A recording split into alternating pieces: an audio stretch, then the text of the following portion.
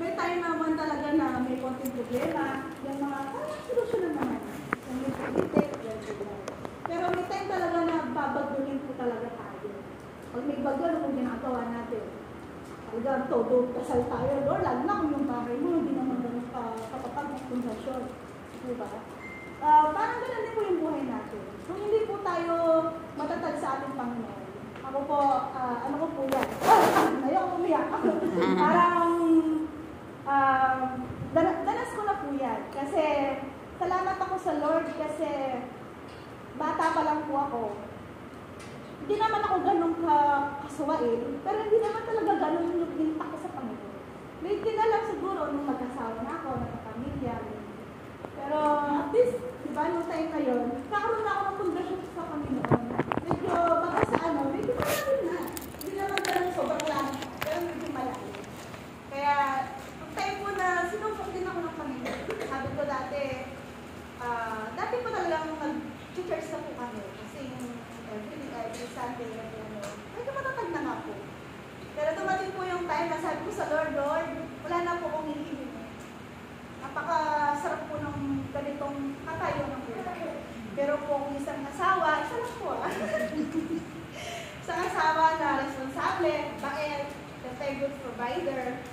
Pero po ang mga pinigyan ako ng Lord ng 3 anak na medyo, hindi naman kabakuhan, pero pwede na rin. At napangarap ko magkaroon ako ng isang baby na sabi ko, Lord, bigay mo na ako po yung babae. Pinakalat din naman, Lord, bigyan ako ng babae. Lubos-lubos po yung galak po namin mag-asawa. Siyempre, no, parang simpleng buhay lang. Masaya, walang masyadong problema, walang masyadong ano. Hanggang po sa dumating yung time, okay naman po yung financial stable namin. Hindi naman po kami yung may maraming pera, hindi naman po. Yung tama lang, nakakakain, may mga konting negosyo, konti. Yung sapat lang, ako sabi na ako nang masyadong magamit. Yung sapat lang po. Masaya lang po ako sa ganung bagay. Pero nung dumating po yung time na talagang parang binagyo yung buhay ko. Parang dumating po talaga yung kalamidad, sabi na. Sabi ko nga po, ang buhay parang bahay lang yun. Dadaanan lahat ng mga klima. Ako, dumating po yung sa time na ito na po, binagyo po yung buhay ko. Una po, nawalan po ng yung asawa ko, nawalan po siya ng trabaho. Tapos yung mga alagang hayop din po namin, parang sunod-sunod. Alagang hayop namin, nagka-ASF, na-wash out ng full hand. Siyempre, yun lang, parang, sabi ko nga, pera lang yan. Okay lang, pera lang yan. Pag nagtrabaho ka, nagano ka, parang okay pa eh, nakakapag-ano ka sa loob. Pero yung pinakamasakit ko, yung nagsasakit lang po yung asawa ko. Sabi ko, Lord, simple lang po yung buhay. Gusto ko yung buhay, may asawa, may anak, may konting source of income. Masaya na ako sa ganung bagay. Pero, sinubok po kami ng Panginoon. Nagkasakit siya, okay pa. Parang, nandun yung peace of mind kahit na nandun kami sa hospital, isang buwan, kami nasa hospital. Sabi ko, Lord, accept the challenge. Parang kasi sa mga pagkakataan na yun, parang doon mo makikita kung ano yung kabutihan ng Lord sa buhay namin. Mga financial needs. Kahit zero nga po kami, wala kami mga pinagpupunang pera dahil na napakarot yung asawa ko, yung mga animal namin, mga hayop namin na ano din. Pero napabuti ng Lord kasi nung time na nagkasakit po yung asawa ko, niisip ko po wala po kami nilabas na perang mag-asawa. Ang Lord na nag-provide po lahat ng mga pangangailangan namin. Ultimong needs namin sa hospital, almost 1 million or more pa. Napakabuti ng Lord kasi doon mo nakita na ang buti-buti ng Panginoon. Talaga ma-praise mo talaga siya. Sabi nga dito sa meno, mamaya ka pala yun. Tapos po yun, ito na po, siyempre, hindi ko okay na, yung operation niya. Pero talagang sinubok pa ulit ko ng Panginoon. Hanggang sa second operation po niya, hindi na po nangyari. Kinuha niya na po yung asawa ko. Siyempre kung hindi ka malalim sa Lord, no? Kung wala kang pundasyon sa Panginoon, paano ka tatayo? As in, zero balance kami. Asawa ko wala.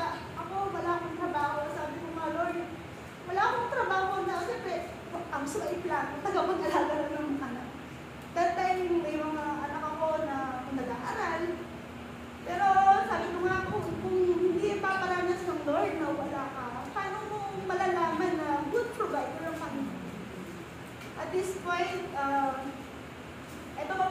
Bakit? Dahil sa sobrang ang dami po niya utang na iniwan. Siyempre, dami mo lang mga that time na utang siya kung ano.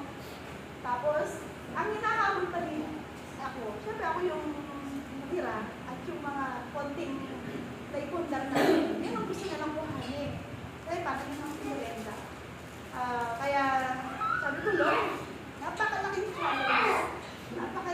challenge yung mga bagay na itinapad mo sa akin. Lagi ko pong pinangahawakan. Diba sabi nga po sa verse ng Santiago, verse 1 and 2, sabi niya, mga kapatid, mag-alala kayo kapag kayo'y dumaranas ng iba't ibang uri ng pagsubok. Hindi naman niya po sinabi nito, mag-alala kayo kapag dumanas ka ng pagsubok. Diba? Sinabi niya nito, mga. Sinabi ko mga, it's plural, diba? Marami. Kaya sabi ko, Lord, ito na ba yun? Ano yung sinasabi mo? Kasi hindi lang once. Twice yung pinaranas ng Lord, halos parang sunod-sunod. Sabi ko nga, kung isipin mo lang na, ano to, palo? O pagsubok? Diba? Parang maano ka na, parang magpo-question ka talaga sa Lord na, why me? Alam, hindi naman po ako ganito kapal, diba? Pero, ang sabi nga dito pero sabi po sa Jeremiah, ito rin po yung isang verse na lagi po pinangahawakan. Sabi niya, sapagkat batid ko lubos ang mga plano, lubos ang mga plano ko para sa iyo. Mga planong hindi ninyo ikakasama, hindi para sa inyong ikakabuti. Diba? Sabi niya, may mga plano ako na hindi para ikakasama mo, kundi para ikakabuti. Pero kung minsan isipin mo, no? Lord, mabuti po ba yun? Na mawala akong asawa? Di ba kung nandun tayo sa sitwasyon na kung po may bagyo, natatanggal yung mga puno, yung bahay mo, yung ano mo, isipin mo ba na mabuti pa ba ito, Lord? Di ba ito? Parang meron tayong laging question mark na mabuti pa ba ito, Lord? Pero alam niyo po, ang Lord lang po, kung doon lang tayo magtutuon sa negative na bagay na inaakin natin, talagang magpapanghinaan po tayo ng Lord. Alam niyo po, may narinig ako dati na kwento. Parang naano ko din po sa sarili ko. Sabi ng isang pare, no, sabi niya po, ang prayer daw po niya, yung kapilya niya, siguro dahil pangit yung kapilya, mapagawa. Sabi niya, so pray ng pray sa Lord na pagawa yung kapilya. Pero sa tagal po ng pag-pray niya, hindi po nagagawa yung kapilya. Dumating po yung time na umulan po ng malakas, binagyo, siguro tinangay po lahat yung ng bubungan niya. Sabi niya, Lord, sabi ko, pagawa niyo po ng pero bakit po ganyan? Pero dumating po yung time na tapos na lahat yung dahil nasira nga po, walang choice yung ibang pangakyano, kundi gawin po yung chapel, hindi gawin yung simbahan nila. Tapos nung napagtanto po yung pare, sabi niya, Lord, ito pala yung nice mo. Kasi nung time na umulan nakita niya parang ang pangit mo, diba? Ang pangit yung pagkaano niya. Pero pagkatapos ng bagyo, nung naayos na yung kapilya, parang nagbago mo ulit. Na sa kung ano yung pinag-pray mo sa Lord. Minsan, ang tao pa nito tayo, diba? Minsan, yung pinag-pray tayo na dumadaan tayo sa masalimuot. Akala natin, sa tingin natin, pangit yung pinagdadaanan natin. Pero hindi natin alam. Minsan, ito yung way ng Lord para sa pinag-pray natin pala. Ito pala yung way na binigyan natin para doon sa pinag-pray natin. Sabi po kasi, hindi man po tayo pinangakuan ng Diyos, hindi na tayo haharap ng problema. Tama naman po, di ba? Hindi naman po porket Kristiyano tayo, hindi na po tayo haharap sa mga problema. Ang lang po sa atin, ang napaka-bless lang po natin sa time po na dumadaan po tayo sa mga pagsubok, sa mga problema natin. Meron tayo sa Diyos na nandiyan sa likuran natin. Na hindi tayo iiwan. Sabi nga Diyos sa hindi po tayo iiwan ng pagmamalayan. Basta ang lang natin, ituulong natin sa Kanya, ating kung ano man yung problema natin, iyak lang natin yung sa Lord lagi. Bigay natin sa Lord kung ano man yung magbibigay. Ako po, totally po ngayon, okay na po ako. Pero emotionally damaged pa rin. Slightly din. Siyempre, pag nakikita ko yung mga ibang couple, ibang family, ibang anak, andun pa rin yung kirot, yung sakit. Pero, okay na po ako. Kasi sabi ko nga, lagi ko rin sinasabi, pagkausap ko yung asawa ko. Sabi ko, nauna ka lang, be. darating ang araw, ako lang pupunta sa'yo. Kasi ikaw, hindi mo na ako pwede puntahan. Huwag mo na ako pupuntahan. Diyan ka na lang. Diyan ka na lang. Sabi nga nila, paano ma ako si daddy ang bumalik? Naku, wag na anak, pakatubo ako. Kaya sabi ko, paano akong babalik? Huwag mo na akong babalikan. Darating ang panahon, ako din ang pupunta ko dyan. Kung nasaan ka, pupuntahan din kita dyan. Pero ngayon, alam ko, mayroong dakilang lang ang Panginoon sa buhay. Ayun po, sa po ako blessed na nila na mayroong isang pinuha sa akin. Pero meron naman siyang 3 binigay sa akin na nasa akin. Mga anak ko po, kahit po paano. Alam niyo, kaya po talagang papatuloy din po ako. Kahit sa kabila ng lahat na nangyari. So, minsan, isipin mo, kung tatalikod ka sa Lord, saan ka pupunta? Saan ka pupulutin kung lalayo pa rin tayo sa Kanya? Pag ko, sabi nga, kung yung mga bagay na pagsupok na yan, kung i-embrace natin yan, kung titingin tayo ng positive, isa may maganda talaga patutong buhay. Hindi naman po sinabi na pangit yung mawalan ng asawa, di ba? Parang sabi nga ni Ed Lapis, andyan na yan eh. Hindi mo na yan mababalik. Hindi mo pwedeng lagi ka na mag-walk dahil nawala yung partner ko. Paano yung 3 na iniwan sa akin? Paano ako mag-move on? Paano hindi ako mag-move on? Kasi yung 3 paano, hindi sila kakain. Diba meron silang nanay na nakadepende sa akin. Kaya, lagi ko lang palalangin sa Panginoon na, Lord, gabayan niyo po ako palagi. Gawin niyo po akong instrumento niyo. Nawa, itong mga anak ko, lumaki sila na nasa sa'yo. Yun po yung lagi kong pinag-pray na makilala siya ng mga anak ko. Na sa awa naman po ng Diyos, yung isang panganay ko, medyo tumatayo na rin po na alam niyo po yun, yung kahit nawala yung daddy nila, alam ko merong isang Diyos na nandiyan sa amin. Kasi sabi ko nga, wala man tayong tatay na great provider, pero meron tayong Diyos na great provider. Kasi may mga tao talaga siya, hindi naman mismo ang word na magbibigay siya, no, anak, ito yung pera, bumili kang pagkain. Hindi naman po eh. Meron siyang taong gagamitin. Yung mga dito ko, alam niyo po yun, sabihin nila, oh, yuda yan, siya lang muna ang bigyan niyo. Parang, minsan naawa na rin ako eh. Naawa na ako sa dito. Hindi mo sabihin niya, oh, nahin mo na si Yuda. Tawag nila sa akin, hindi na isa. Yuda na. Parang sabi ko, iba na naman ang pangalan ko na. Wala pong, nainis ka ba o maano ka. Isa may tenda na, mag-self-pity ka din. Diba? Tao wala naman. Kasi po dati kami yung magbibigay, ngayon ako talaga yung binibigay. Kasi, sabi nga, Lord, napakabuti mo. Ginagamit mo yung buhay namin na maging patutulog sa iba. Sa kabila ng mga nangyayari sa buhay namin, ikaw pa rin makita sa buhay namin. Kahit na ganito pa kami, alam namin na balang araw, mayroong isang magandang plano ka sa buhay namin.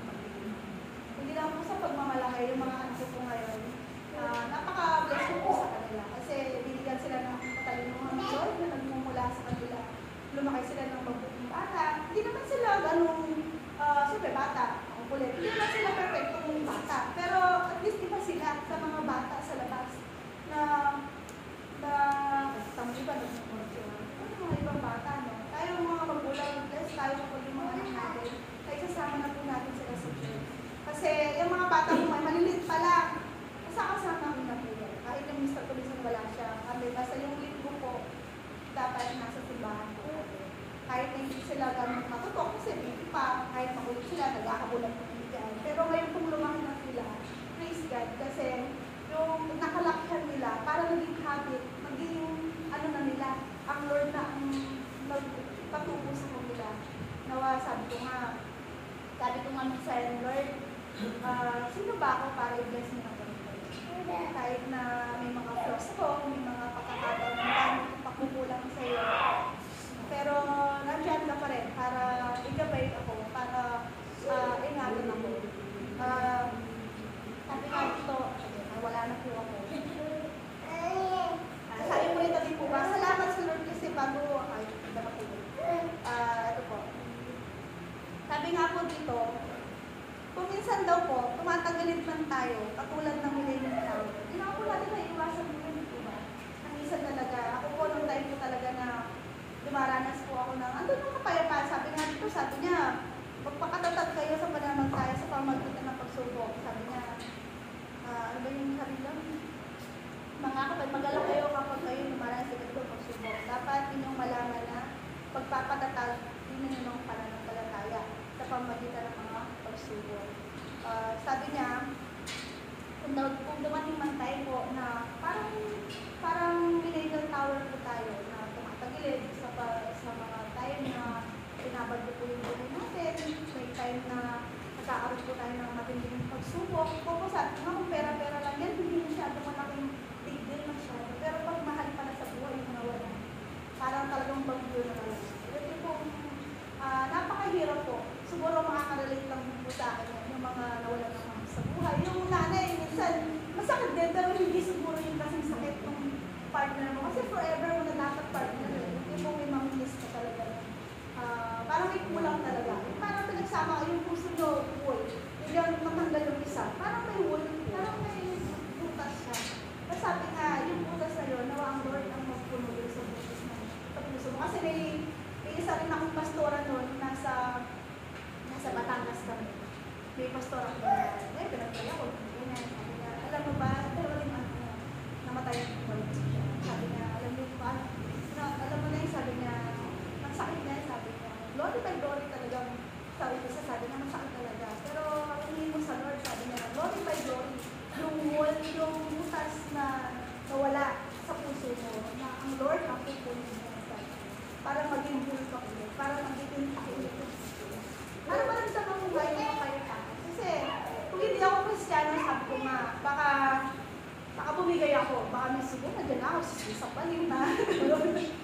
Oo naman, no? Kasi napakalaki talaga ng na sa akin Kristiyano. Bago pa nangyari sa buhay ko yung mga ganun. Sabi nga,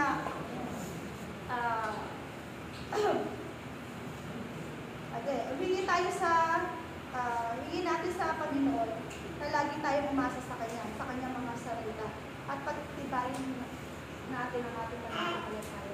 Nawa, huwag tayo yung isa na, sabi nga doon, merong dalawa na nagtayo ng bahay. Isa sa bakuhan, nawa tayo yung nasa bakuhan. Nawa, huwag natin panisan yung mga bahay na naitubo sa buhangin. Kung saan, konting bagyo, konting ulan, konting hautas ng dalampasigan, matutumba na ito. Diba? Nawa, hindi tayo ganun Kristiyano na magkaroon tayo ng konting problema, ng konting ganito, ganyan, malayo na tayo sa Panginoon. Tapos, gawin po natin na, i-challenge po natin na sa kabila po ng mga bagay-bagay na nangyayari, hindi naman po natin na may iwasan, di ba? Ako nga sabi ko, Lord, siguro po yung problema, step by step yan. Umalit kasi, bawal lang po yung problema. Tapos, ganito lang po. Tapos, ganyan. Pero, sobrang laki na po ng problema. Diba? Parang, nilileta din ang Panginoon. Pag sinaya mo to, kapag kasama mo ang Lord, makakaya natin ito. Basta't naniniwala lang tayo sa kakayahan natin. Hindi yung sa ganang kakayahan natin. Kasi kung ito, walang pagagawa ito. Walang magagawa yung sarili natin. Kung hindi yung kasama natin ang Panginoon. Dahil siya lang ang may plano ng buhay natin.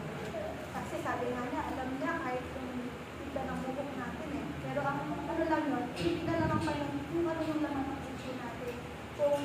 Kung ready ba tayo na magpa-submit sa Kanya. Kung ready tayo na siya yung magmaneho ng buhay natin. Kasi gusto makulit tayo eh. Dinadala na nga tayo dito pero tayo gumagawin pa rin tayo. Kaya namin tayo mag-isip.